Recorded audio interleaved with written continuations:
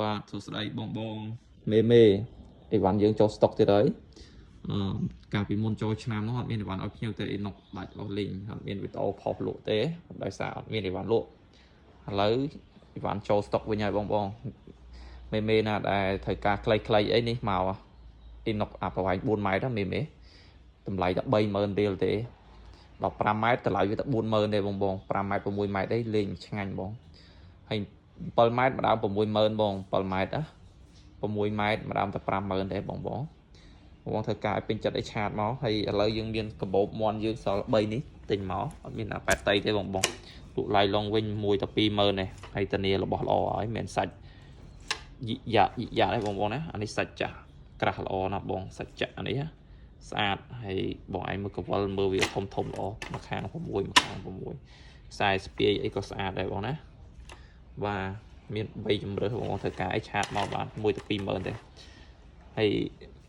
មានបងម្នាក់នោះគាត់សួរនេះស្អីនេះជ័រនេះបងណាស្លឹកឈើជ័រ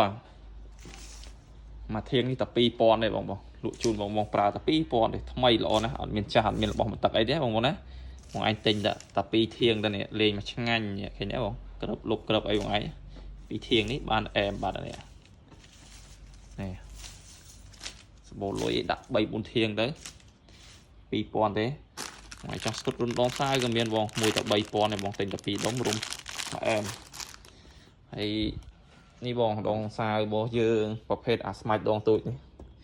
លក់ឡៃឡងជូនបង8ម៉ែត្រម្ដងតែ20រៀលទេ8ម៉ែត្រអានេះ10ម៉ែត្រម្ដង30រៀលបងឯងរបស់ថ្មីបងណាតានីអត់មានបញ្ហាទេបងឯងយកទៅរុំលេងញាត់ធ្វើផ្លែធ្វើដងខ្លួនឯងបងណាខាងប្អូនអត់ចេះធ្វើទេលក់របស់ស៊ីនដល់បងធ្វើបងត្រូវការអីឆាតអត់បងណាអ៊ីណុក7ម៉ែត្រ4ម៉ែត្រអីចូលអស់ហើយបងចាប់ពី4ម៉ែត្រដល់7ម៉ែត្រមានគ្រប់ខ្នាតបងណាប៉ុណ្ណឹងណាបងធ្វើការអីអាចឆាតចូល page បានបងអរគុណច្រើនហើយបងណាដែលពីមុនឆាតអត់មានអីវ៉ាន់ខ្ញុំឆ្លើយអត់អស់បងឥឡូវបងអាចជួយ